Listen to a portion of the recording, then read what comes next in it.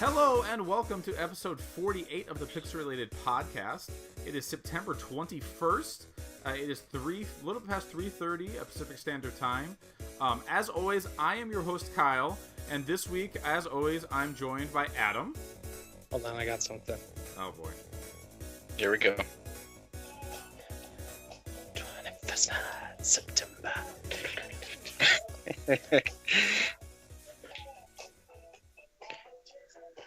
Yeah, Okay. getting our Twitch VOD muted. Yeah. No crap. And then also joining us is Gus. What's going on, people? Hey, so it's been a week since we last tried to do this. The last time we attempted No, this... what are you talking about? I don't know what you're talking about. If you look, I wonder, did we delete? I don't know how that works. If there was, We never deleted it. It still exists. Yeah, It still totally is up there. A 6-minute portion of podcast that existed at some point last week. And then Gus's internet decided that it didn't want to exist anymore, and everything had to be put on hold. Yep. But all that being said, we still have the exact same thing to talk about that we were going to talk about last week. And of course, I'm talking about Destiny 2. Knack 2! Oh, Knack 2. I forgot. Yep, we did. We did a whole bit about Knack 2, anticipated release, the sequel. Most anticipated sequel of the year, yes. Yep. Anticipated sequel of that. Yep. There was a whole bit. I messed it up, and we can't go back now. I'm sorry. No, we're here to talk about Destiny 2. I'm hoping me just shouting over you, just nobody heard what you actually said there. So I mean, I think that might be how Knack 2 actually got developed. Is just that Mark Cerny would just be in PlayStation meetings and be like, Knack 2, you guys, Knack 2. Knack now, like, Knack now. All right, fine, Knack okay, fine. Knack now. Okay, we'll let you make it. It's okay, fine. Just God, stop interrupting our meetings. I know. Can you just shut the fuck up, Mark? I mean, like, no, you make the best shit for our stuff, but shut up. No, we're here to talk about Destiny 2. As if you know any of us or have listened to any of us talk, obviously we're all really excited, big fans of Destiny 2, and it's been out for... I mean, we're in the middle of week 3 now, you guys. We're all raid veterans. We were up there at high light level.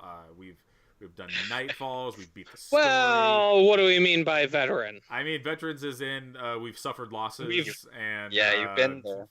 Made sacrifices. We really have. We'll talk about that.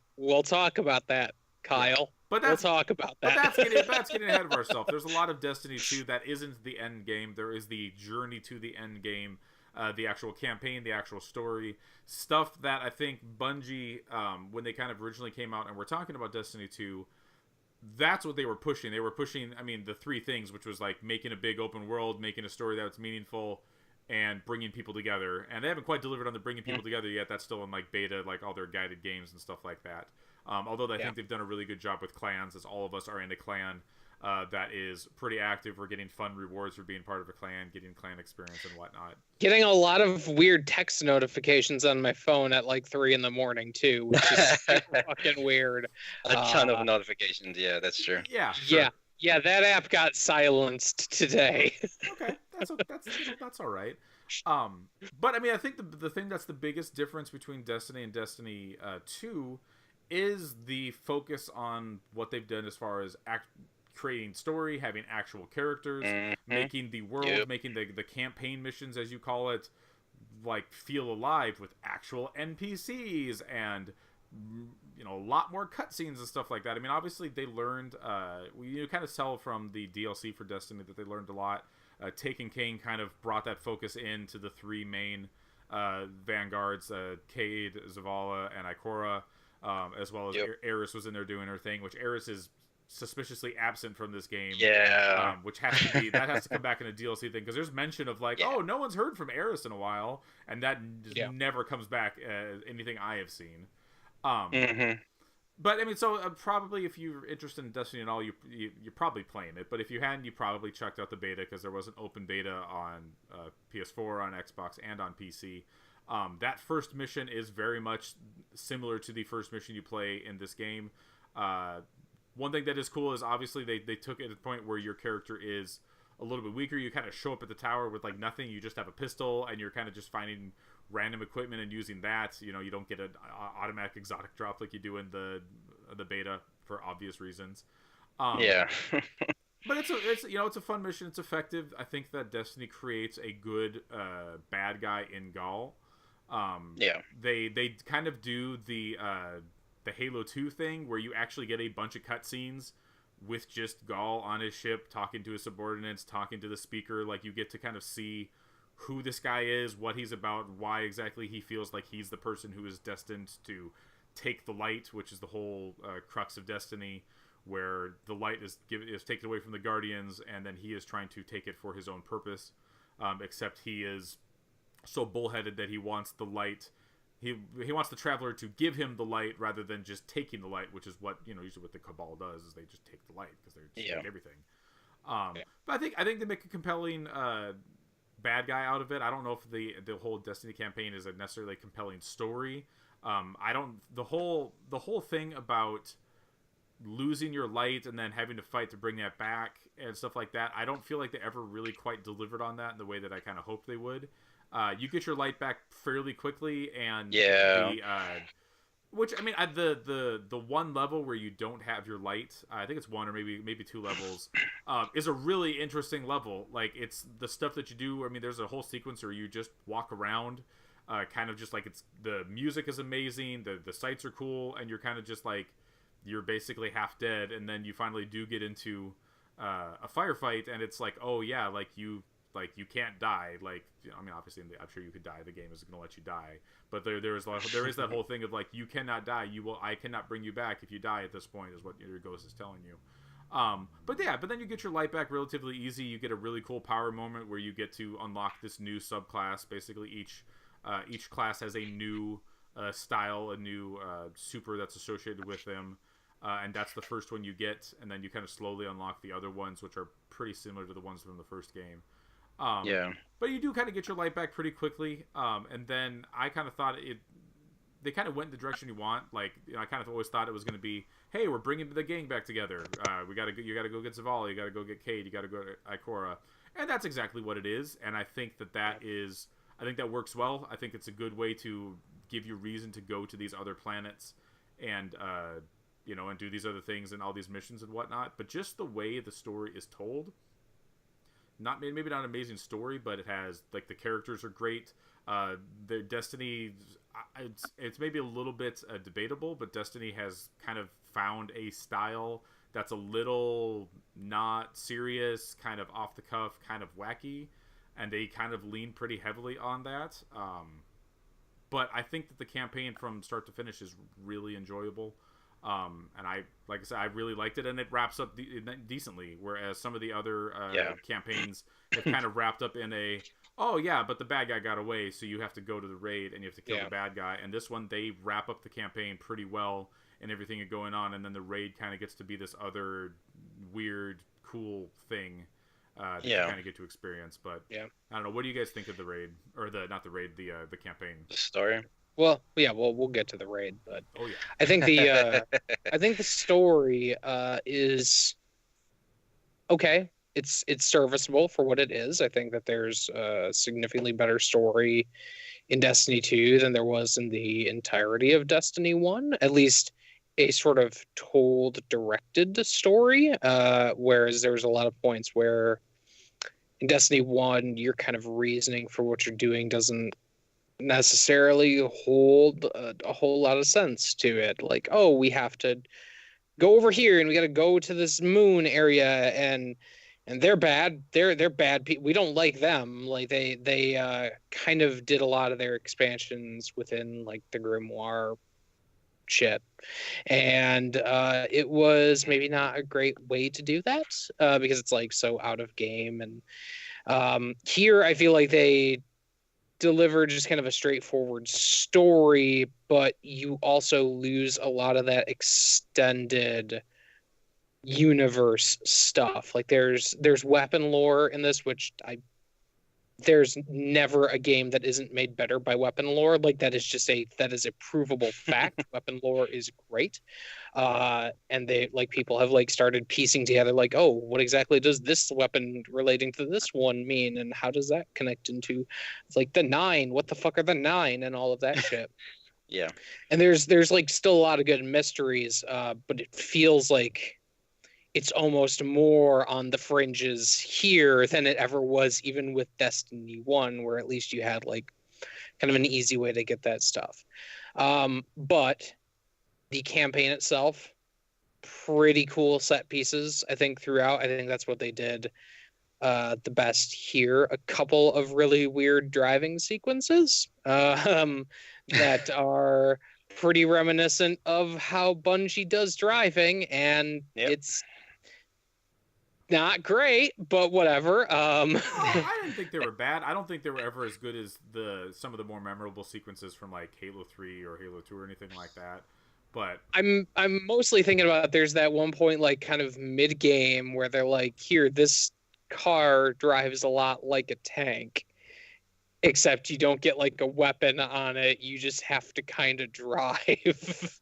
But again, like that also provides a pretty cool set piece because it's like you've got like way more Vex that are spawning in and that I think you ever see in a single area, which is cool. Like it's a cool set piece. I had mentioned before, like there's a really good set piece like near the end game where you are like right next to the sun and it's got this sunshine sort of feel to it.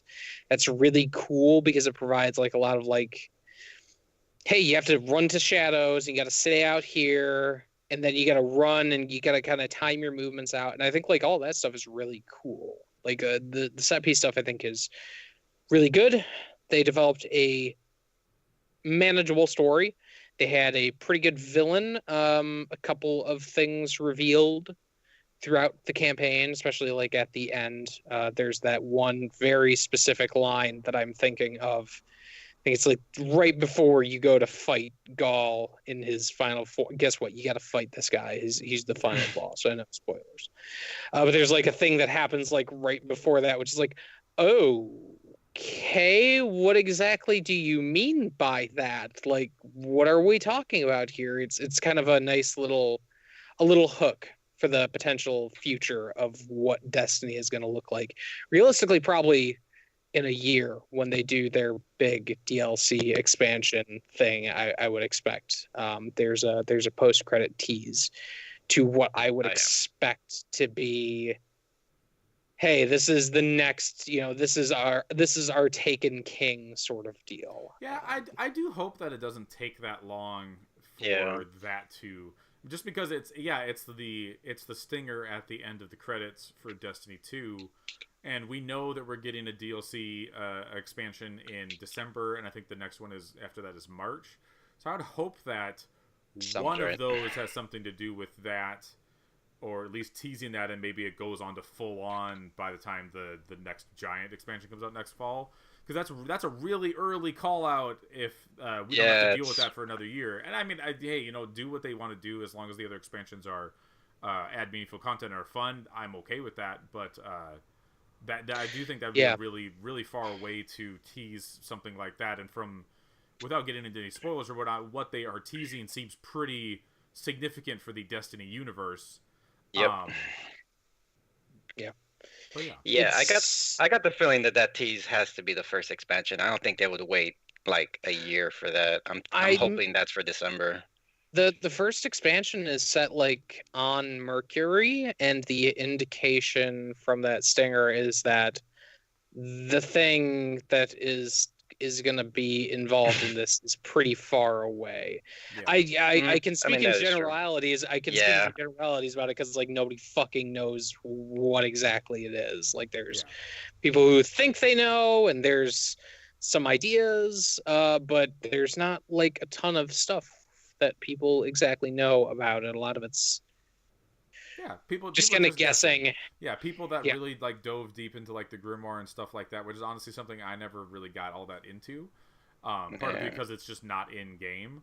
But yeah, I mean there's still things at the end of Destiny Destiny 2 that are not very well explained. Like we're still sitting here wondering, like, what is the nature of the traveler? What is the light? Like, what is this gift that he's doing? Like, why? Like in the lore of this, like, why did he like seemingly specifically choose you, your guardian, as the one to receive the light to kind of bring everyone else back to the light? Yeah, it's fun. I do kind of what you're talking about with the Grimoire, Adam. Like, the first game, that was a bad way to kind of have that stuff, if nothing else just because you can't access it in game, which is always really dumb. Like if I pop up and I just completed a challenge and I killed 10,000 Vex, and then it's like, oh, you have a new card that is going to give you more information about the Vex, that's really dumb that you have to go to your phone. On the opposite side, in Destiny 2, instead of supplementing that or replacing that with something more like concrete in game, that stuff is just mostly gone.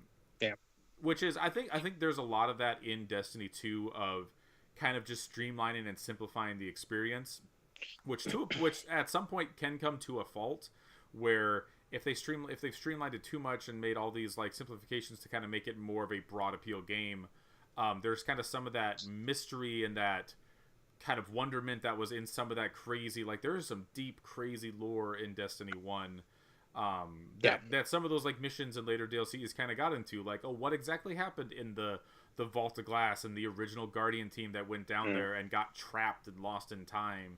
Like, all the, like, a bunch of information about that stuff is kind of buried all in the Grimoire, and this game kind of just doesn't have a lot of that stuff.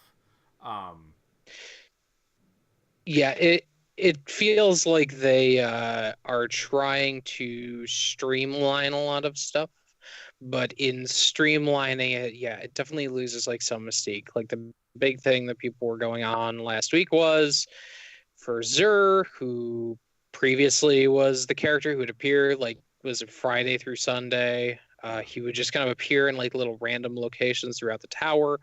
Now he's out he's like on a random planet every week. But that planet is like specifically called out. Like, you go to the map and you can just see, like, okay, he's right here. I can just drop right in. There's a reason that they're doing it, right? Which is, obviously, they maybe didn't feel that people necessarily saw that content as much as some people who got really hardcore into that world. There's a lot of stuff. It goes into why they're doing the guided games thing. It's like there's a lot of content within Destiny that nobody touched because it was like very not called out, and it was stuff you had to kind of like look for. There is some of that stuff here, but it is greatly reduced. Like, the big one I would call out is the heroic events, which is a thing that I didn't even fucking know existed until you guys told me. Like, oh yeah, there's these heroic versions of these events, and you have to do these specific things before a certain time on the thing. But now going throughout the world and knowing that, it's like, okay, I know that, and every so often you run into somebody who doesn't know that, and it's like, oh, you don't know this. Stop doing what you're doing. You are infuriating me because this event is useless to me. Yeah, it's useless to me unless I'm doing it heroic. But yeah, just kind of getting back to the point. Like, they did streamline a lot of this game. Like, even public events now, they show up on map with a timer, so you don't have to like go to some website and be like, oh, hey, this one should be showing up at this point, so then you go over here. Like, you don't have to do any of that stuff. And I get it, and as somebody who didn't get a ton into Destiny, I appreciate it because it's very accessible for me. But at the same point, I totally understand why some people who were really into that stuff are maybe not feeling so great about a ton of the stuff that's going on there. Yeah, I mean, I talked to a bunch of people about Xur, and Xur kind of was that thing. It's like, hey, I mean, Xur shows up, and you go on to whereisxur.com, and it's like, oh, he's over in this place, and then you go see him. So it's like, they basically just cut out that middleman, and so you just know where he is. Like, it's like very rarely was I like hanging around at like reset or got in the morning and I'm like, I want to walk around and see if I can find Xur. Like, I did it a couple times, but most of the time it was like, oh yeah, I forgot about, oh yeah, I just go to the website. Okay, oh, he's right over there. Okay, that's easy. I'll go find him and I'll go check out his stock. It's weird because Google phones, like, they have their built-in like news feed thing, and so like anytime on Friday I would swipe over to my news feed and it's like, oh, here's where Xur is. Yep. Like, it would just fucking I didn't even have to do any searching for it. Yeah. My phone was literally just and telling it'll be like, me. And this is the stuff that he has. You look through it and be like, oh yeah, I need that, or like, I don't need any of this stuff right now. Yeah, but it's about streamlining the experience. As we were kind of talking right before the podcast started, it's a lot easier to they've opened up a bunch of activities of which make it easier to basically get guaranteed ways to bump your light up to get more powerful. We're kind of in like original Destiny. It was once you hit a certain point, it was, hey, you go do the raid, maybe do it 3 times this week. Yeah. And maybe you'll get something and maybe you won't. And they fixed that over the course of several raids and stuff like that, where the drops were better. They got rid of the stuff like the Ascendant shards and Radiant shards and stuff like that. I forgot about that. Yeah, that were like weird and awkward. And they got rid of stuff like, you don't even have to upgrade weapons anymore. You pick up a weapon and it's fully upgraded, it's ready to go. Like, they'll still have you can swap out different perks on them, like, oh, I'm going to take this scout rifle and I'm going to have a longer sight on it with better range, or I'm going to have a shorter sight with better handling. Like, so you can still like have that flexibility on the weapons, but you don't have to spend 2 hours or so, or sometimes with like exotics it would be like hour after hour after hour trying to just level to get up that the exotic best version. Just to get the full version of it with all the perks and whatnot. And that's kind of what's a lot of what Destiny 2 is they kind of streamline the experience so it's a little bit more open, a little bit easier to do. They kind of talked pretty specifically about how they don't want Destiny 2 to necessarily feel like a job, which I think a lot of people felt like Destiny 1, as enjoyable that as Destiny 1 is, and I love Destiny 1, there was definitely a point where it's like, where you're really into it and it's like, I'm going to get maximum light level. It's like, okay, I need to make sure first thing on Tuesday, I do the Nightfall, because the Nightfall is going to give me boosts for the rest of the week. Then we'll go in and we'll do the raid, and did I go in and check my daily challenges today, because that's how a good experience, and I'll rank up the Vanguard doing that, and I'll get a drop from the Vanguard. And it was like, you're just constantly just doing these things, doing all these things, and then a lot of times you ended up not getting anything out of it or not doing anything. Here they have what they call milestones, which will, you go play Crucible enough and you'll get a guaranteed drop that's going to be an improvement on your light level, unless you've already hit max. I guess it's not going to improve you, but and then it's like, oh, go do public events on this one planet, and then you'll get a guaranteed drop. And like, so they just have a bunch of things that are just guaranteed drops that don't necessarily mean that you have to sit there and play the raid over and over again. Or if you happen to not find a team for Nightfall that week or something like that, like, you're still going to have meaningful ways to increase your light, increase your power, which is all of the Destiny endgame is. It's maybe kind of cynical. It's kind of just about making that number go higher. And doing the content that is enjoyable. Like, doing Nightfalls sometimes can kind of suck. Like, the Nightfall this week is definitely pretty rough. But doing the raid is great. It's the best, it's the best content that Destiny has to offer. It was the same in Destiny 1, and the raid in Destiny 2 is pretty fantastic. It's definitely got some problems. But before we kind of get into that stuff, the other big thing that they talked about for Destiny, besides the story aspect, was what they wanted to do as far as just creating a believable world and a world that you can live in. Adam, you kind of already touched that about how they've, you drop into an area, and there's 4 main areas in the game, and they're these giant worlds, but there is an actual map this time, and that map shows you where the missions are. There's repeatable missions called adventures. There is a specific storyline mission that you can complete on each world at the end of the game that leads into an exotic quest, basically. The public events are easily recognizable, and there's fast travel all around the map, so you can quickly bounce back and forth from part to part in the map relatively easy. The other stuff that you're talking about, like the lost sectors and stuff, I feel like that stuff maybe never really quite accumulated what they thought they would. I mean, they had talked about how they were going to be these like little mini dungeons or little mini strikes, and they're kind of just, they're not. They're kind of just an extension of the same type of patrol missions that were in Destiny 1. But I mean, they're fine. But I think the problem that Destiny 2 has, as far as like all of that like world content and all that stuff, is that it's really skewed right now towards public events. Yep. To the point that the strikes in the game, which has always been some of my favorite content in Destiny, is the strikes. I love the strikes. Yep. There's a point where the rewards for finishing the strikes are so low that it's almost not worth your time. Or at this point, I've barely played strikes. Like, I think there is a strike that I have not played yet. Part of that's because the strikes are not available on their own, whereas in Destiny 1 they were kind of baked in as slowly unlocked over the course of the campaign. Here there is just a strike playlist that unlocks when you beat the game, and so you literally go from level 1 to level 20 before you even get the chance to do strikes. And by the time you unlock strikes, you're at a high enough level that the strikes, it doesn't make sense to do them. Like, it just doesn't. If you're like, they're good content. I think they're pretty good strikes in this one. The problem is that the amount of rewards you get out of them are almost meaningless. Yeah, they are. Well, like, to a point, just like anything else, there's a point where some, like, a section of content stops giving you stuff that you need to progress, and so strikes up to, I think it was the 265 or 270, are constantly giving you stuff that is useful to you. Problem is that public events, which are a tenth of the time that it takes to complete a strike, give you basically the same rewards, and so they basically give you no incentive to do the strike besides doing the Nightfall, which is as always is a harder version with a guaranteed drop, or I think it's like 2 guaranteed drops from it. And it's a milestone also. Right. And also, and the milestone is the big thing. Yeah, and if you're in a clan, that also counts towards your clan XP.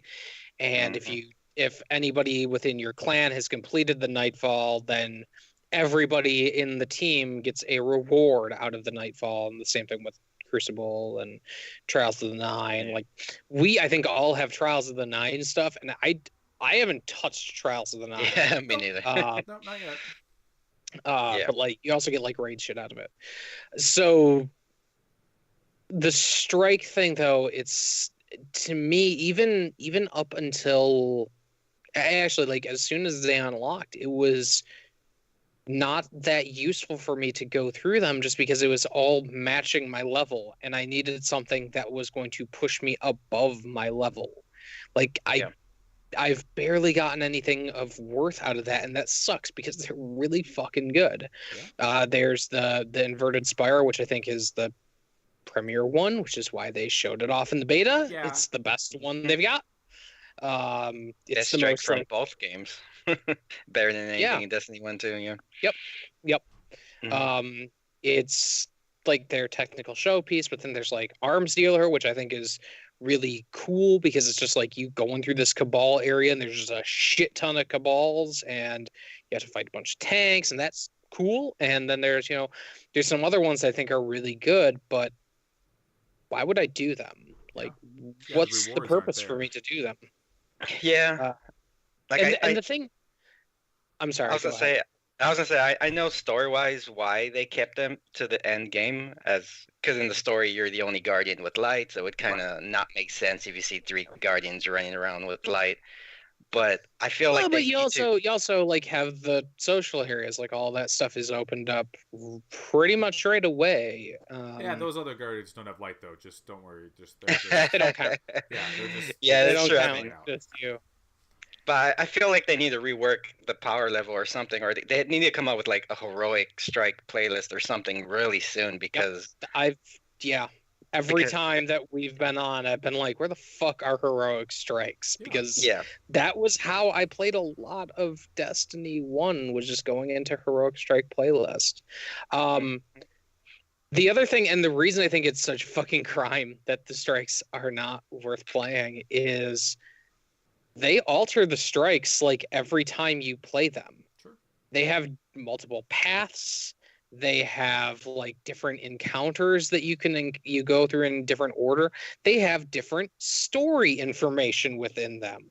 So like a character will be like, yeah, I had a really bad time in this area. And then like the next time you go through it, they're like, yeah, I was in here and my team of guardians, they all died.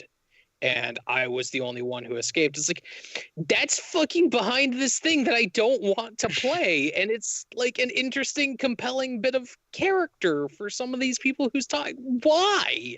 Yeah. Well, and there's things like that kind of all over the place. So like, in replacing the bounties, which used to be one of the pieces of homework with Destiny 1 was you got on, you went to the tower, you got your bounties, and then you went out and you completed your bounties. Like that was just a thing because that's how you got big chunks of experience, and that's how you leveled up the Vanguard, which was always big drops.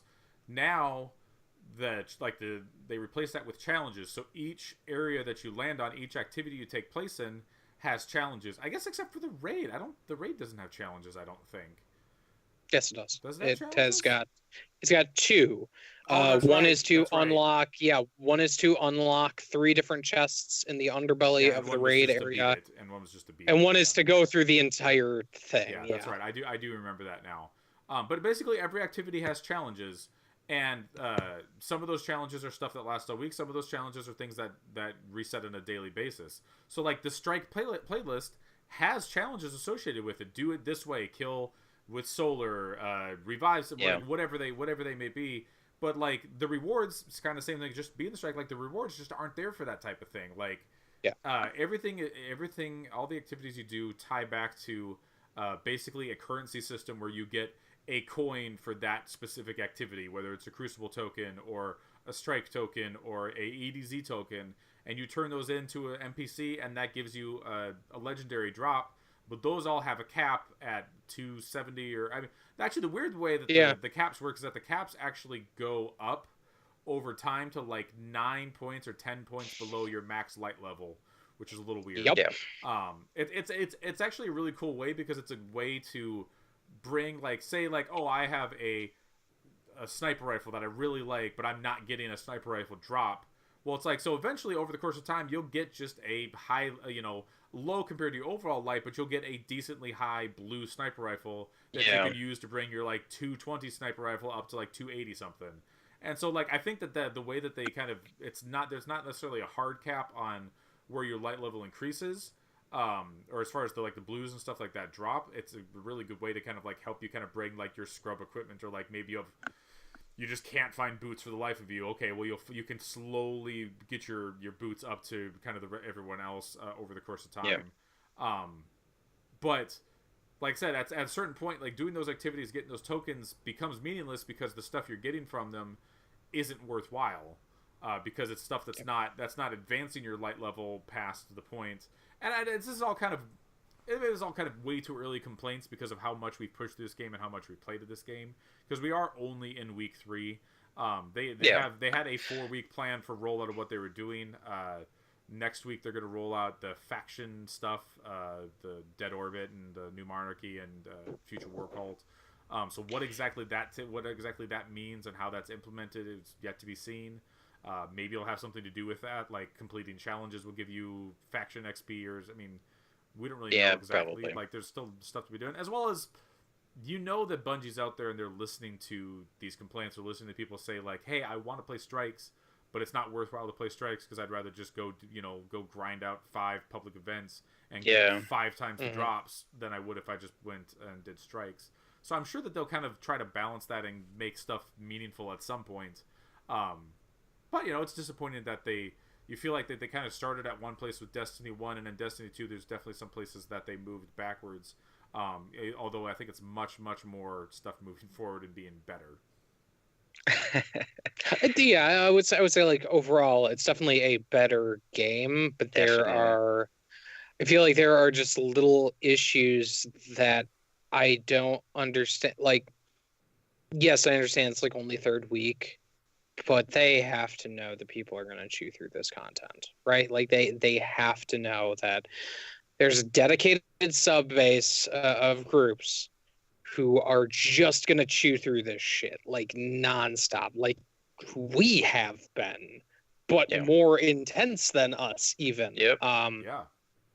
So like they have to know that, right? And it feels like there's just a couple of like really weird things that aren't there. There's also like very small complaints that I have. I think we maybe talked about on the show, but like there's some weird stuff with how fire teams are handled if you're just dropping into the open world. Like the fire team leader can't just set a waypoint, which is really fucking weird. So like you have to be like, okay, where did you say you're going?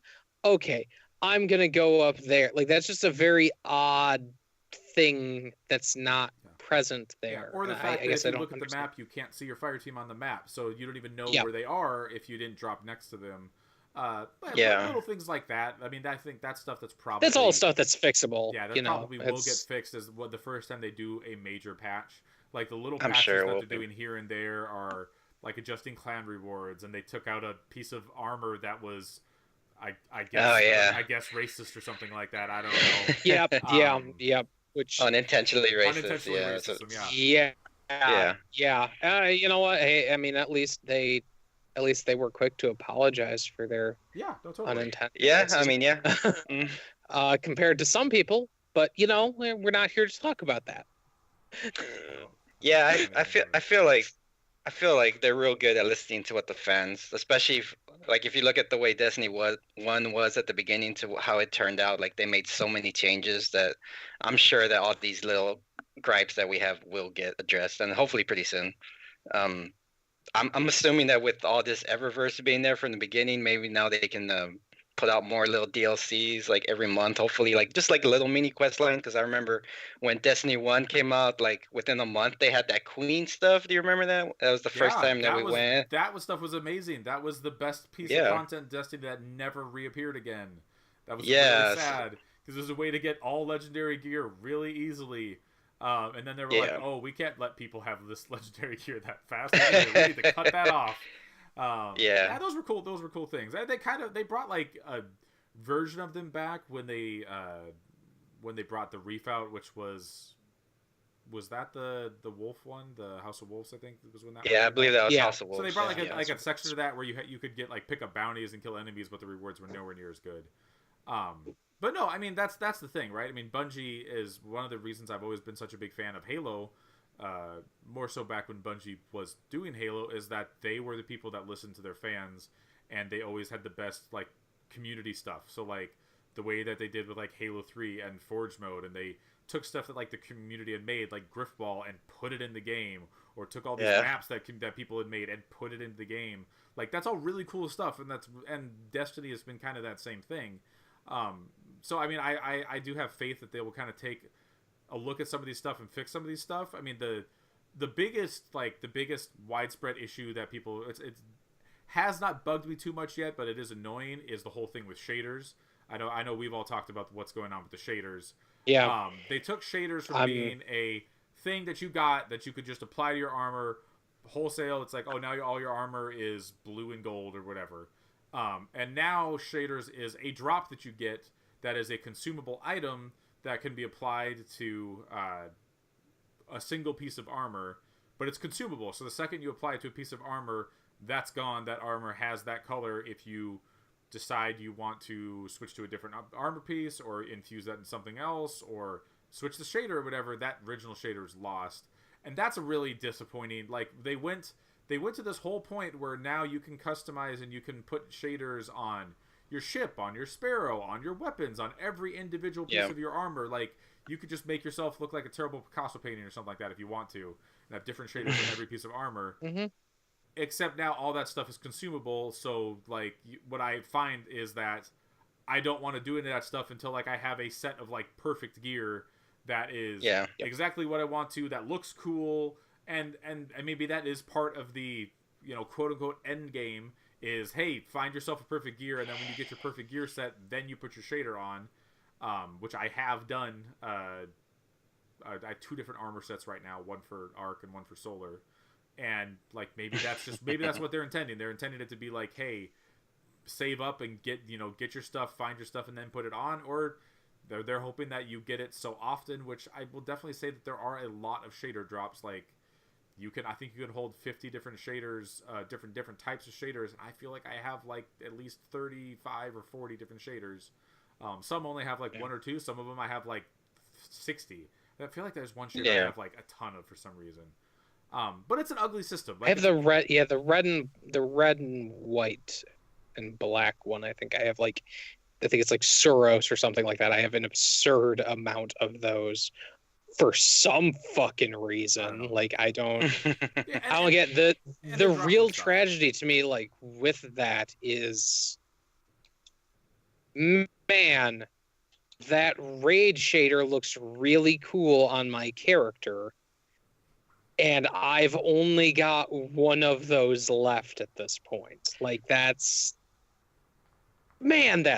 And like, now I can never get rid of it. It has to stay on there. That piece of armor, those 2 pieces of armor that I have it on, they have to stay like that. And then it's like, well, I mean, I could throw it onto my bike and it would look really fucking bitchin'. But also then who knows when I'm going to get that drop again, because I only got that drop one time during the raid. Yeah, and then who knows, then you turn around and you get that bike is way cooler than, but my shader is on my like, yep. And so that's the scary thing is, I worry that with all the Eververse stuff and the way that they're handling their microtransactions, is whether that type of thing will get fixed. Because it's, from what they've talked about so far, sounds like they're pretty content with the way it is, and it's a very not friendly way to do things especially because it's just how different of a gap it is from Destiny 1 to Destiny 2, of like complete control. Like, there was a vendor that you could go to that just stored all the shaders you had ever accumulated in the entire time you had Destiny. Just go pull one out, put it on your armor willy-nilly, try to how it looks. Do you feel like being bright pink today because you feel like, go for it.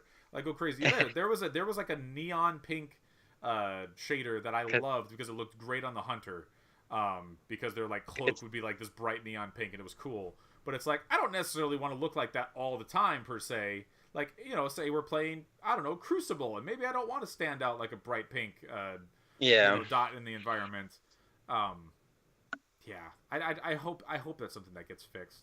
But I'm not holding my breath for it, unfortunately. Yeah. I do think that it is, their microtransaction stuff, I think, is maybe a bit friendlier than some of the other companies that do these sorts of things, because even though they've got shitty blind boxes, which are still shitty no matter how you do it, at least you're getting a significant amount of the currency that has meaning in that, the premium currency, the was it dust, which you then can kind of like combine that in, and you can buy stuff just out of the Eververse store. So I think that's at least a little bit better. And also you can get that stuff at a pretty regular clip too. Yeah. And the stuff that they're selling in the store seems like it rotates week to week, as well as you basically get, basically how they have it set up is, as in Destiny 1, you hit max level, and then anytime you leveled up, you got some Motes of Light, which was a currency of sort that used to, give you experience and stuff like that to like power up your weapons and whatnot. In Destiny 2, it's much better because as you get experience, as you fill up that level bar, you get a bright engram, which is basically their loot box that gives you that stuff. It gives you all cosmetic stuff. Like, there is a cosmetic set of armor in there. There's sparrows. There's emotes. And so like, I feel like I'm getting that stuff at a much faster rate than I ever was in Destiny 1, which basically I think it was 1 or 2 activities in a given week would give you that drop, which I think they called Treasure of Ages, if I remember right. But the stuff you got out of that seems like it's nowhere near as good as the stuff you're getting out of these. And you get a thing that every time it refreshes on Tuesday, you basically get 3 times experience to hit your first 3 drops for that. So like you'll basically, if you, unless you're like not playing any significant amount of time, you'll get 3 drops every single week of your. If it's at some point, I almost wonder if it's too generous, because I feel no desire whatsoever to spend money on it. Which I never really felt any desire to spend money on Destiny 1, except for like some of those really cool dance emotes, but I still never pulled the trigger. Yeah. I spent like a 10. I threw him a tenner because I was just curious to see. There was like hey, if you buy this thing, you get like a set amount of them and also a certain amount of bright dust or whatever, and we'll also throw in another one. I was like, okay, let's see how this is. And it wasn't great. They never are. It's never a good experience to purchase a blind box, but I feel like I at least had more to show out of that little bit than I ever get out of something like Overwatch at this point, where Overwatch, you're lucky if you're getting skins, like you're really lucky if you're getting some of that shit.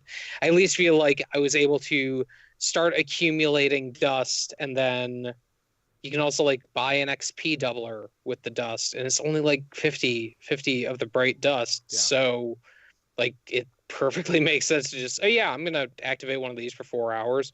Hey, we're gonna go work on Crucible stuff, or we're gonna work on the raid, and we'll just pop one of these. When we were playing the raid, I think actually 2 of us had XP doublers boosted. So yeah, well, and it also boosts your drops as well. So you'll see like legendary drops more often if those are on as well.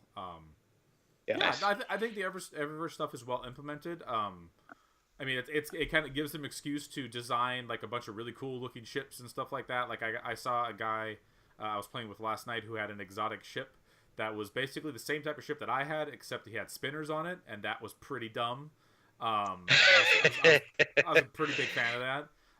Like I've actually have you seen there's actually like exotic bikes now also. The Sparrows have exotics. Ooh, and they have like they have effects. Wow. I have 2 of them. I have 2 exotic Sparrows. Damn, watch out. And like one has 3 like just rows of jets just coming out of it behind it, and then there's another one that's just like a rocket booster on the back end. That's cool. It's and like they all start out with like a really nice glossy finish to them, so they look cool. Like I think that they're never good. It's never fucking good to put this into like a $60 game. But I feel like this one is at least something where it's like, okay, you're investing some time into this game. It's an MMO. You want to throw $10 and you'll get a couple of decent things out of it? Okay, fine. You'll get, Gus has got a fucking ramen bowl thing, and he throws the ramen bowl, and that's really cool. The exotic emotes are really they're really cool and make no sense in the lore of Destiny, but whatever. Like they're cool. My guy has a neon table that he flips over when he gets upset for some reason. I don't know why. I don't know why I have that, but I do. It's good. It's really good. It's real good stuff. I'm always happy with that. Like I honestly was playing Battlegrounds earlier today, and like was just kind of looking at my inventory of the stuff that I've gotten from the couple loot boxes, and I was like, man, the loot boxes in this game are absolutely terrible. Like the Battlegrounds loot boxes are just awful. And then comparing that to what Destiny 2 is offering, where you're getting ships, you're getting fancy pieces of equipment, which honestly the one for the Titan I don't like the look of it at all, but whatever. Like you're getting the mods. So that's another big thing that they added to the game, is there are weapon mods that you can add different little things to your weapons, add different little things to your armor. And then in the interesting thing, you can make legendary version of those mods if you kind of in the standard like shard whatever for most RPGs, where if you have 3 of the same thing, you combine them together and make a legendary version. And not only does that legendary version have the same perk that you would add on from a blue version, but it also gives that item 5 more power, which is basically taking the light level max from being 300 to technically it's 305, because you can have those on each of your pieces of equipment, and that's really cool. That stuff is kind of baked in with the Eververse, but you could also just you get them from various activities in the world. You can buy them directly from the gunsmith, although they are not cheap. But there is an actual. But also you can buy them from the gunsmith. But by the time that you're really investing in that light level, you've probably got max glimmer. Yeah. So at a certain point, I straight up was like, I have a max glimmer. I have nothing to spend it on. Fuck it, let's go. Let's just buy a bunch of them. Yeah, that's what I think is really nice. Is in Destiny 1, there was never really a reason to have glimmer. Like glimmer was used for buying heavy ammo synths, is basically the only thing I ever did with my max glimmer, which are synths are completely gone from this game, which is a good and bad thing, and depending on how you look at it. but now with being able to buy weapon mods, like there's an actual reason to have Glimmer. Like, yeah, just go spend 50,000 Glimmer on weapon mods, and then combine a bunch of them together to make legendary ones, and then you're good to go. It is still very much a random system, so like I was kind of implying earlier, I'm trying to make a set of armor that are like improve my arc abilities, improve my solar abilities, and include my void abilities. And I haven't gotten enough mods for void yet to make a full set of like void based armor. So I'm kind of just buying mods and ranking them up, and hopefully I'll get enough stuff where I can have void stuff on all my weapons and void stuff on all my armor. But it's a cool method. Like it's kind of banked into kind of just the randomness of Destiny, but I think that it's a good way that kind of replaces the random drop versions of weapons, because now all weapons and all armors are just set in what they are. They don't have like variable damage or variable perks or anything like that. It's all kind of preset and predetermined. Which is, being someone who's not like super crazy hardcore, because I know there was a lot of people in Destiny 1 that got super hardcore with that stuff, that were like, oh, this chest piece that dropped is only 88% of its maximum potential, so I don't even care about that, I'm just gonna get rid of it immediately. And it's like, no, it's like, did I get these two pieces, these are the same one, okay, I'm just gonna get rid of one of them because I don't care, like they're the exact same thing. I can feel same thing. I can feel fine in getting rid of this hand cannon that is 270 now that I have a 294 version of that same hand cannon that I already really like. So just whatever, just get rid of it. It's no big deal. I really like that. It's a simplification and of the way that stuff worked, but I'm fine with it personally. Is there anything else just in kind of like what they've changed and what they've done with Destiny before we kind of start talking about the raid? Because that's kind of the last big thing that we haven't really talked about. I guess we could talk about Crucible a little bit.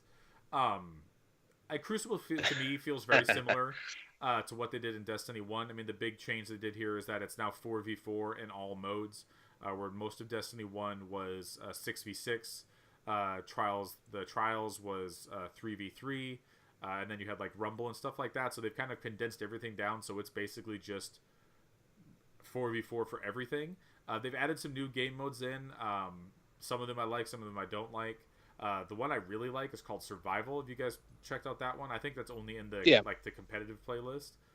Yeah. That one I find to be really fun, really fascinating, because it's basically like a team deathmatch, but it's team deathmatch with like a ultimate goal on how many times you can kill the enemy before they go away.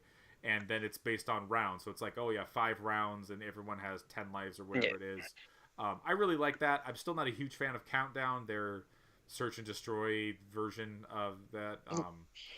But I'm not upset by the 4v4. I know that a lot of people don't like the fact that they switched to 4v4. I like it because it kind of gives you a better feeling of just where people are on the map. Like if you run into 3 people, you kind of know that that's basically where the whole team is. So it makes much more sense to stick with your team. Strength in numbers, like all that type of thing. If you go out and be lone wolf, you're much more likely to run into people, 2 people, and they'll take you down and kill you pretty quickly because you're only one person going against 2 people. I really like the way that the 4v4 works, as well as because they get to design, all the maps are designed specifically for 4v4 versus with Destiny 1 where you had these giant open maps with pikes and stuff on them that were clearly designed for this 6v6 and other modes like that. And then you would go and you'd play a match like that and everyone's just hiding around sniping and stuff like that, and it just ends after like 10 minutes or whatever the match timer is. I like Crucible. It's still never going to be my favorite thing in the game. There's other multiplayer games I would rather play, like Overwatch, like you previously mentioned about loot boxes. But I think it's worthwhile. Like when I go through and I play it to get my weekly drop, I'm not hating myself or anything like that. I'm enjoying it. But when I had my fill, that's about I had my fill.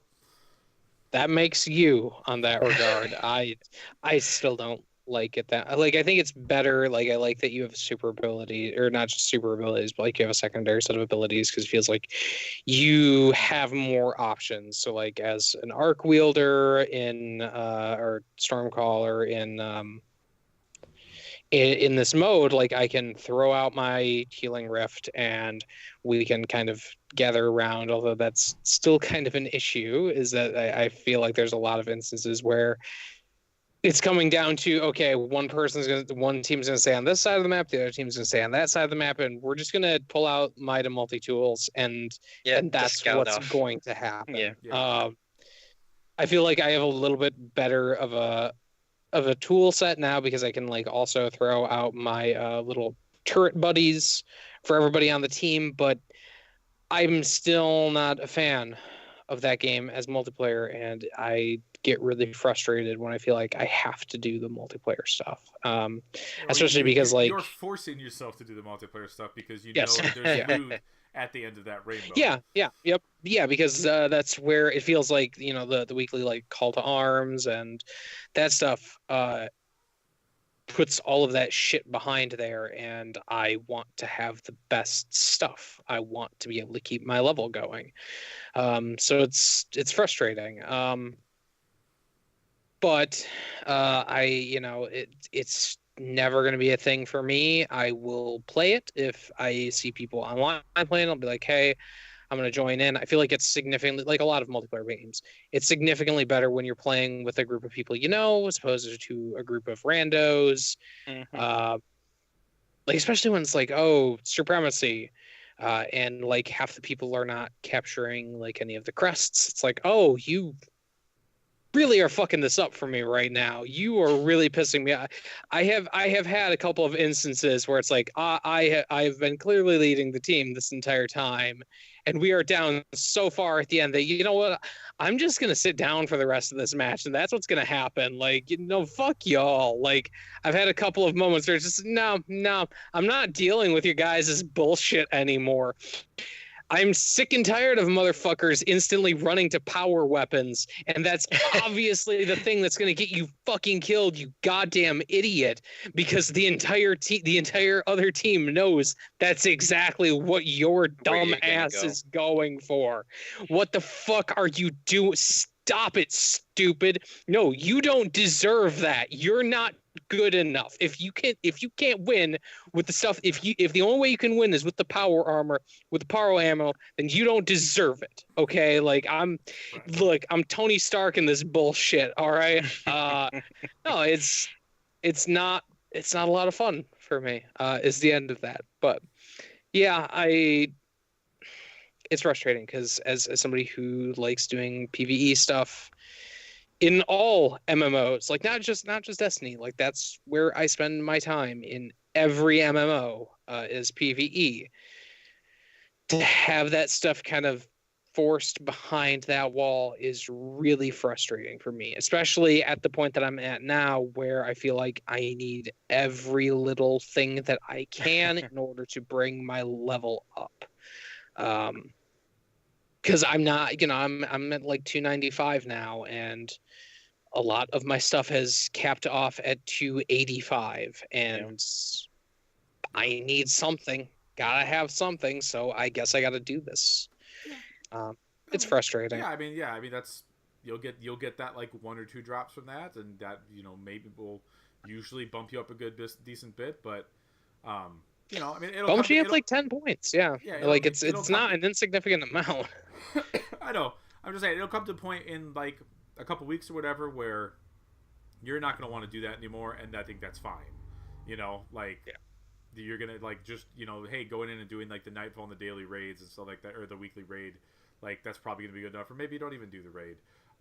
Let's talk about the raid.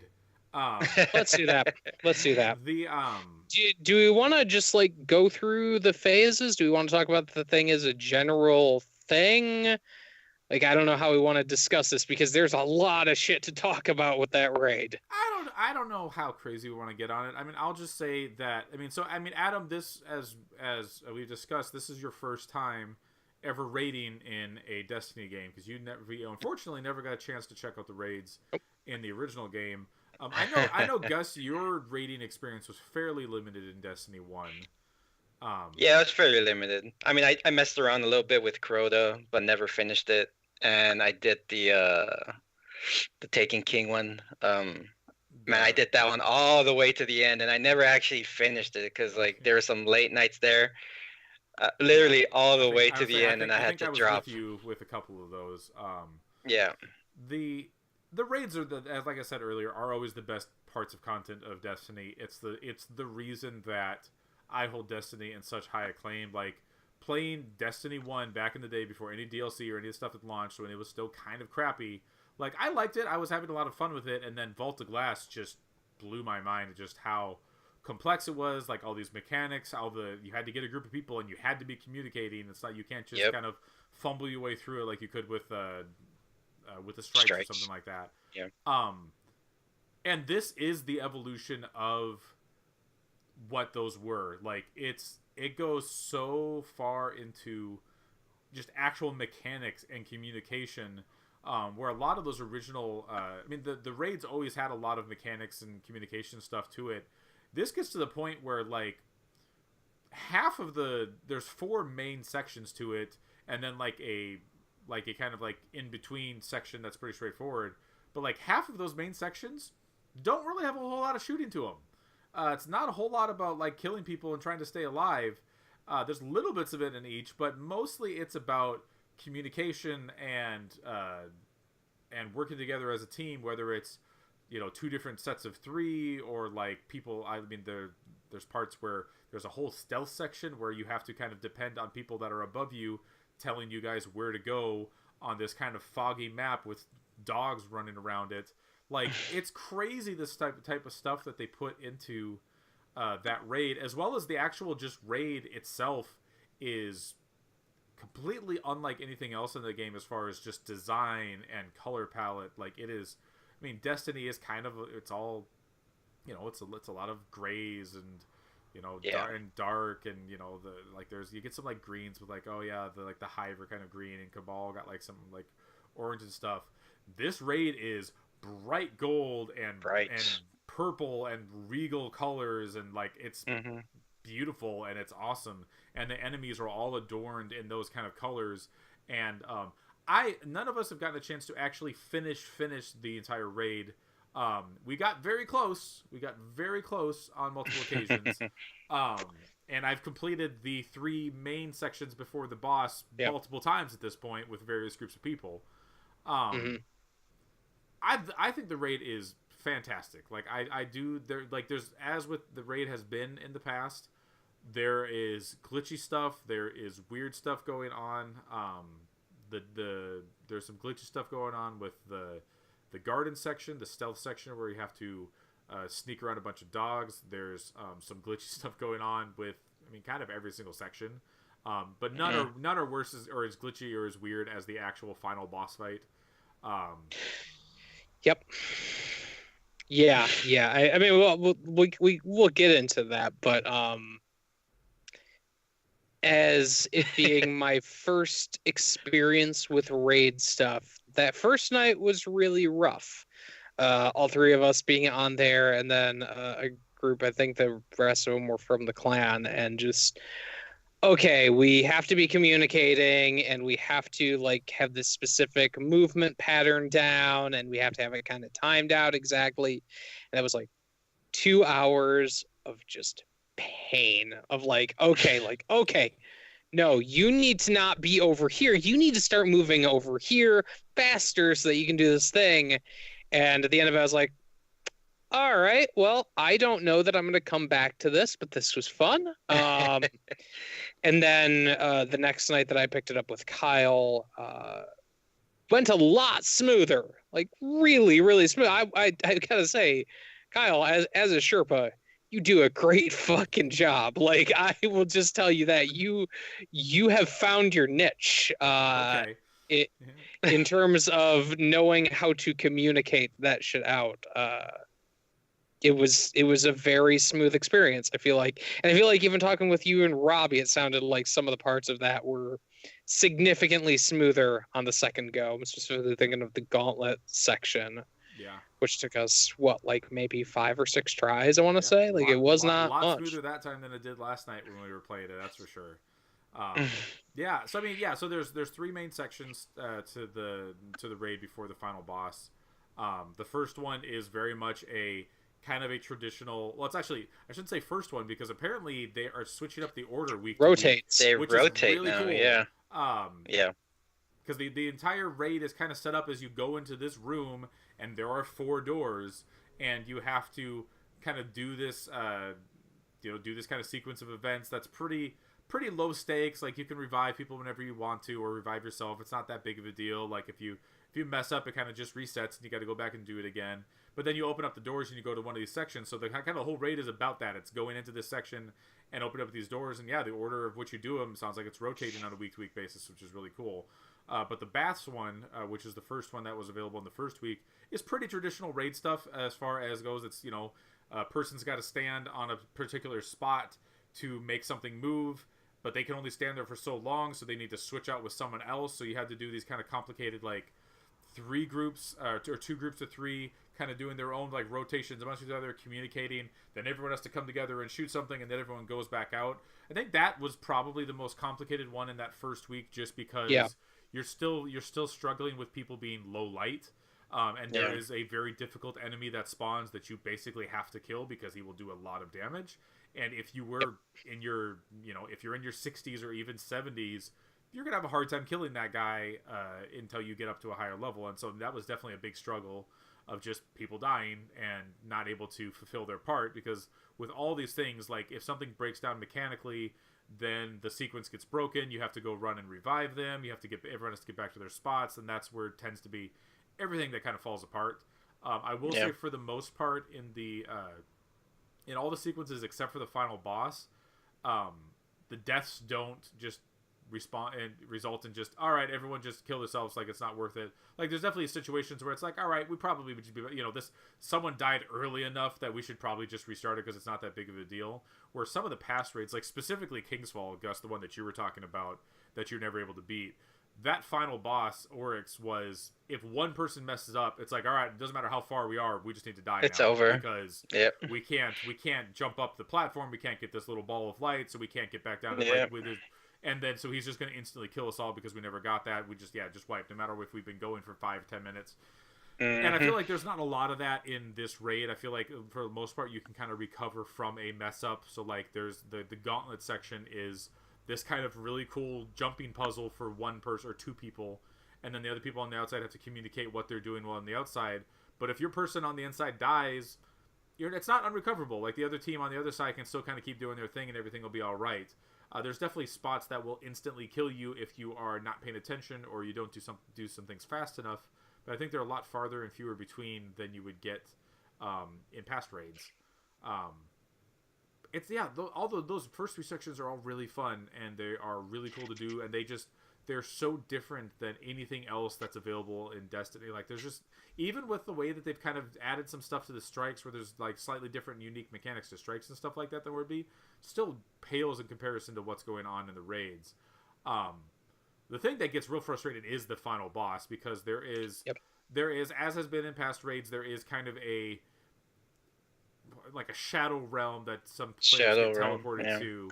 And it's just really, like, it looks cool. You got the head of the boss, like a giant head of the boss is there who's trying to eat you, essentially. And that whole area seems really kind of glitchy. Like, it's based on a lot of physics and stuff like that, like, a slightest little, like, bump will kind of cause you to get flown up and get killed. Or it cascades people. So...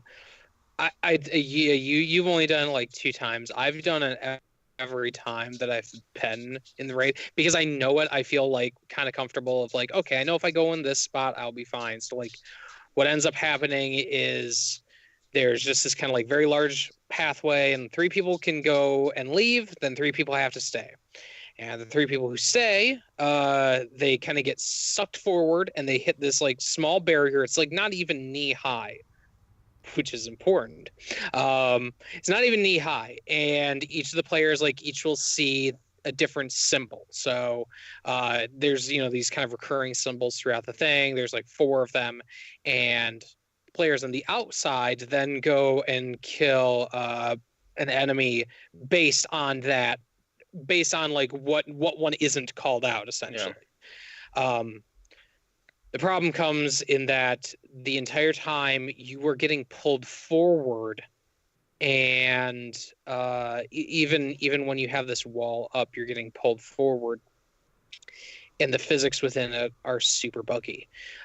So like Kyle was describing, if you happen to nudge somebody, it basically creates this exponential movement effect for both you as the person who hits this other person and the person you hit. So we wound up it wound up being that there was one guy who kept, just for whatever fucking reason, kept walking more towards the right. He would like position himself so he would aim off to the right. And eventually he just got in my way. Like, he just collided with me and we both went flying off. And it was like 2 players fucking died.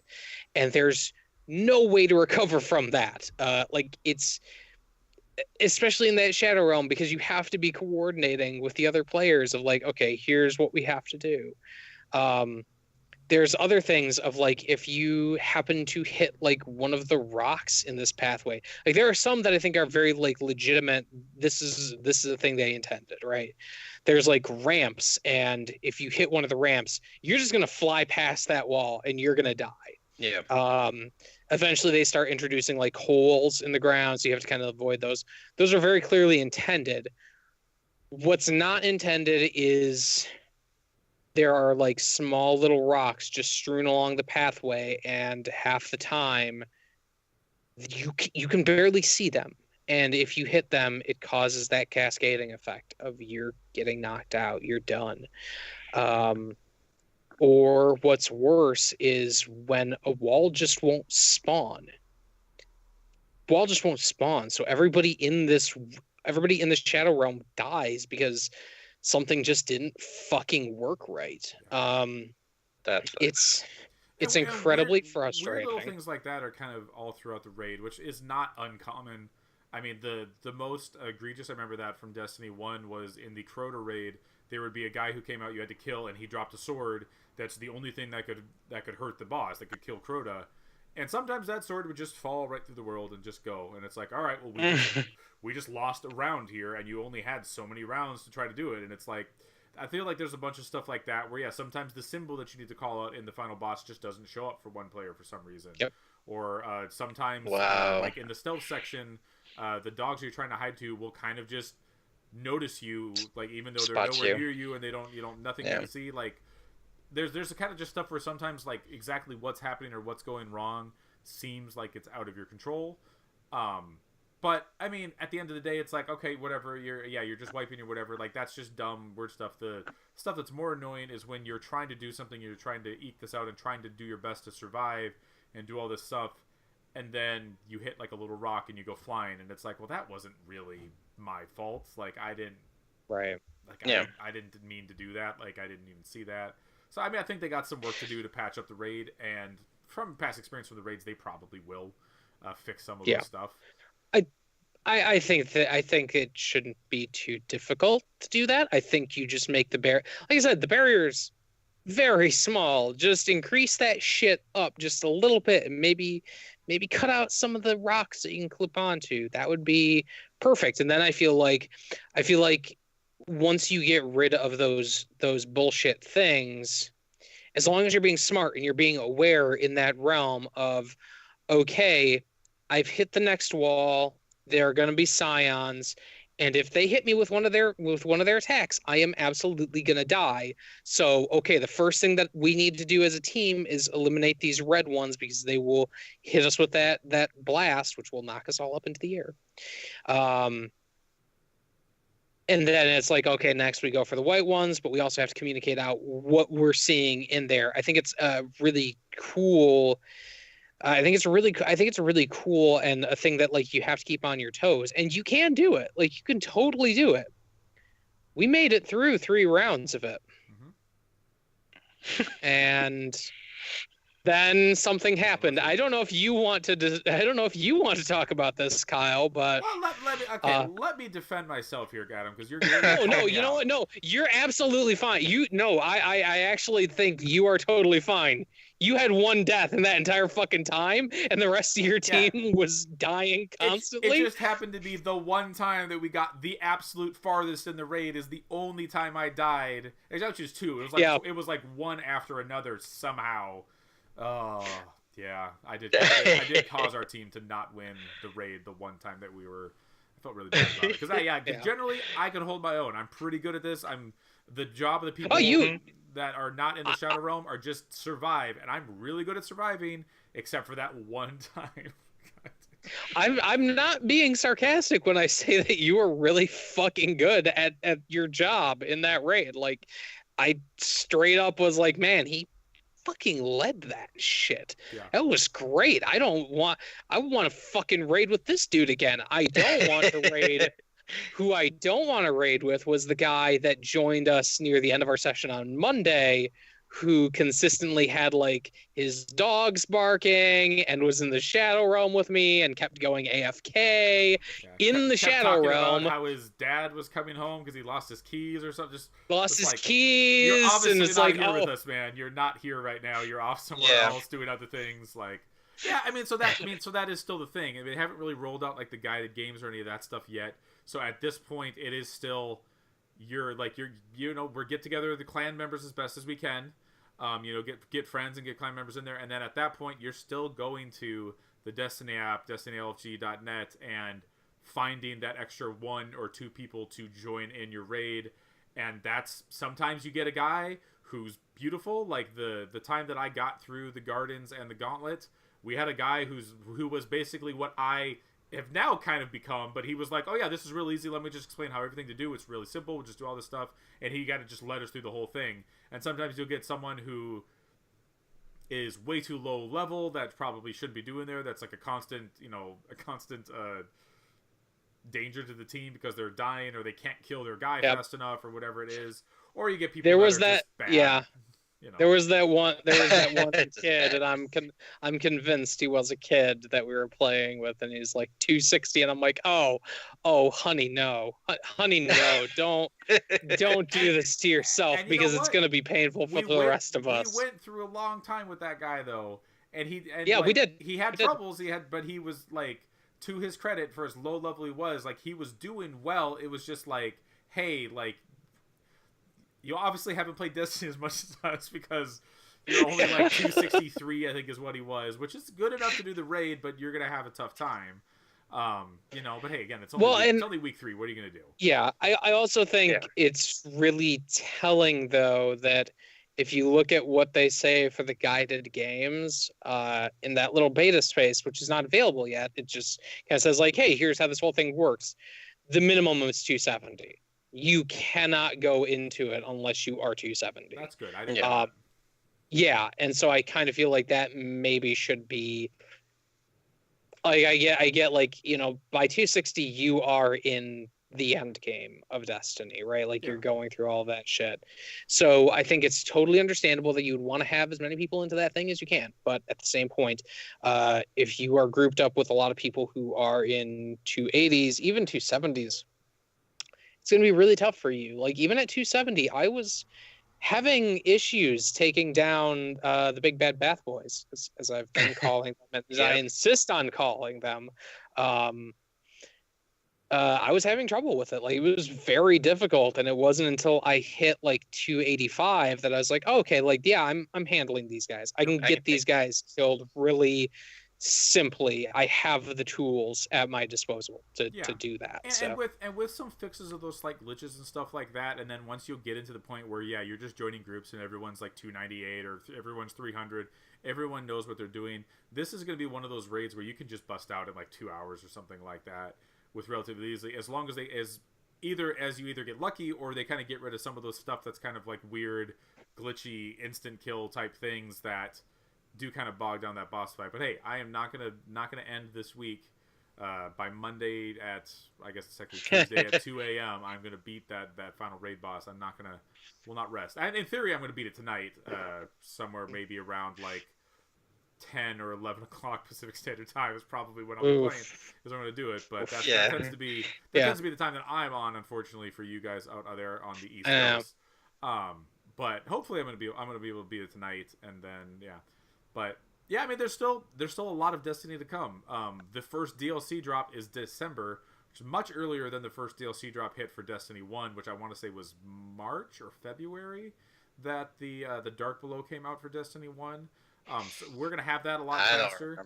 I got to imagine that they've done their what do they call the Festival of Dawn or something like that? Their Halloween equivalent thing. Their Halloween Halloween's thing. coming up. Yeah, I'm sure they'll do something for that next month. So I mean, I think we got Destiny or Bungie did a really cool thing where they put out like a 4-week roadmap with like this nice like these pictures and all this stuff, and they kind of laid out like what they were going to do for the next 4 weeks. That's how we know that the faction stuff is going to hit next week.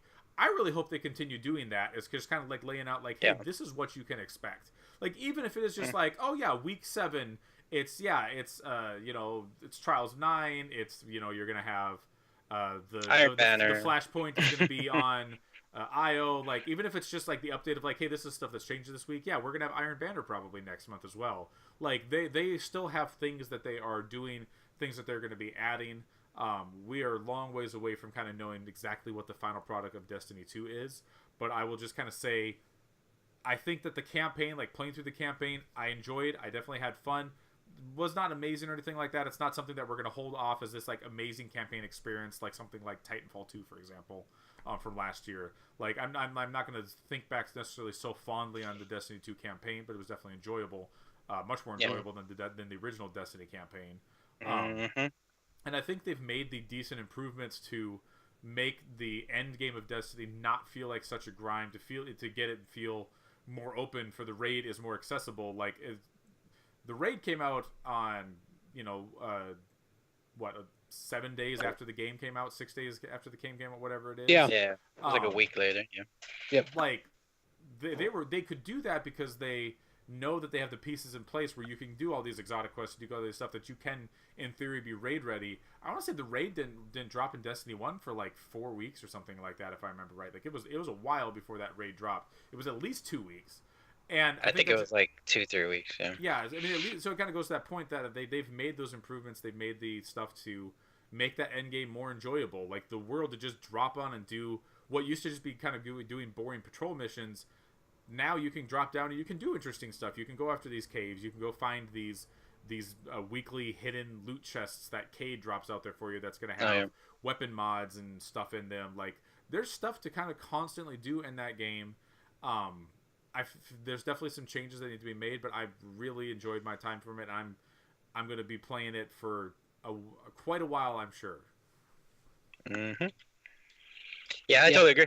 I mean, I thought the story was it wasn't groundbreaking or anything, but it ended nice, and it gave you a feeling of closure, which the first one did not do at all with that Black Garden stuff. No. And yeah, I like Crucible. Unlike Adam, I enjoy it. I do know that it's not. You can't just go in there like you could in the first one. You kind of have to. It becomes like a scout off most of the time, but as long as you're working with a team that like if we go in together, I'm pretty confident that we're gonna do good. Yeah. They need to update the strike. I feel like just you and me going into Crucible, like we've done a couple of times, like it's been pretty consistently we're wrecking shit just because we have communication, which I think is super key, especially because I see like a lot of times that we're getting wrecked, it's because there's an entire team that's on a single clan on this other team. Yeah, and our team is just fucking everywhere. Like I'm in one clan, this other guy's in another. This person's not. This person's level 2. I don't know why they're in here. Yeah, why are you here? You definitely can't lone wolf like you could in the first Destiny. There's a lot more communication involved, and I guess that's their goal, right? Because they want to kind of make it more into like an esports type thing. So that makes sense. When you take it from 6v6 down to 4v4, it definitely kind of lowers that like certain amount of like chaos and stuff like that was in it, just because it's like, now it's much more about sticking together and doing things as a team. Where it's like 6v6, like you can be that one douchebag who's off just running around doing its own thing. Yeah. And there'll be 5 others that are kind of doing, whatever. It's like it's not a big deal. You have much less of effect on the overall team when it's just 1 of 6 versus one of 4. Destiny's good. Any final thoughts, Adam, on Destiny 2? It's good. It's good. It's good. We've all played a ton of it. We've all played a ton of it. It's as close to being what I think they've wanted from Destiny as it's ever been. And I think if they can make a few tweaks, like it's perfect for what they're trying to make it into. There are these just kind of minor issues, but I think that as long as they are listening to feedback, I think they can get them fixed. I think that raid could use a lot of retweaking on just minor things. Yeah. But this is all stuff that does not require, at least at this point. Who knows? In a month, like who knows what Destiny 2 looks like for those of us who've kind of like powered through this shit. But I don't feel like at this point there's a requirement for a Destiny 2 2.0, like we had with Destiny 1. Like I don't think they need that sort of relaunch that they did with Taken King. I don't feel like that's necessary at this point. I feel like they've got a lot of stuff down. They've got a lot of stuff figured out, and now they just have to get these little minor things. Also, I would really think it's cool if I could go to the tower area and not have like just a piece of my clothing just clip way off of the map, so I have like a stretchy thing consistently. I swear to fucking Christ, that happens every single time. It does happen all the time too. Oh, wow. I'm like, I have got a big. I have multiple clips of that happening to me, and every time I'm like, fucking really? Like, why? Why is this happening? But yeah, I think it's we've moved away from imperfect Destiny to semi-perfect Destiny, and maybe they can eat up Android 18 and they can get perfect Destiny, and then they go to hell, and then it's super perfect Destiny. They team up with Frieza, and then that's something entirely different. That's it. You lost me. I mean, the thing I'll say is that there's nothing in here that I think, like, maybe aside from the shader stuff, there's nothing in here that I am like incredibly annoyed by, or I think it's like a really dumb system, or like, I mean, like in the original raid, like a lot of times you would open a chest and you just got Ascendant Shards, which Ascendant Shards were only good for powering up the weapons or gear that you already had. Or no, you already have. There was Ascendant Shards and Ascendant Energy. Oh god, I forgot that. There was two different types of currencies for that. And so a lot of times you'd be getting all this stuff, you'd have all these shards and all the energy, you'd be like, great, I don't have the weapons that I want. Like, I literally give me the freaking gun. I need the weapons so that I can power this up. That would be great. Yeah. Like there was things like that were so annoying, or like the fact that you could only get a max level helmet from the boss. So it's like if you didn't get it from the boss, you don't get it. Like that's the only way you could get what was the exotic raid gun? I can't remember it is right now. I don't remember. Or they had that thing where you would like infuse weapons, but it would only go up to like 80% of what you were infusing or something. Even when they made meaningful changes, like that was a Taken King change, there were still like dumb parts about it. Like they kind of in a sense they use Destiny 1 as kind of like a beta period. I mean, that's really reductive. Destiny 1 is much better than that. But like they've learned all of their lessons, and I think what they've delivered here is kind of like a solid, like a proof of concept. Like they have almost all of the mechanics down, all of everything does. Like sometimes it feels like maybe a little bit too simplified in various areas when you like talk about how like the lore and stuff that's missing. But there's nothing maybe aside from the shader stuff that I think like needs giant overhauls of just like the system or the mechanics or anything like that. Everything seems pretty great.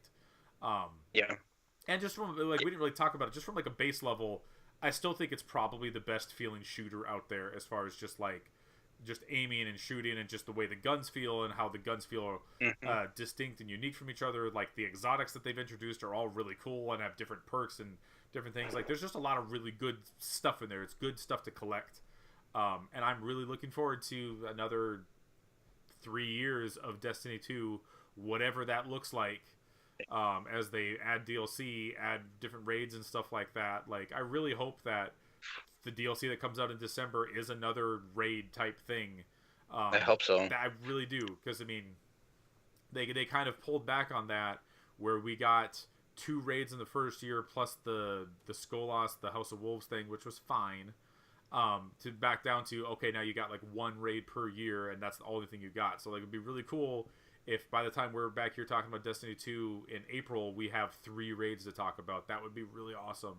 If they're sticking with that content, because the raid is always the best thing in those games. But yeah, it's all about that content. Yeah, it is. Yep. And I think they got good content. We'll have to see how good that content remains over the course of the next couple months.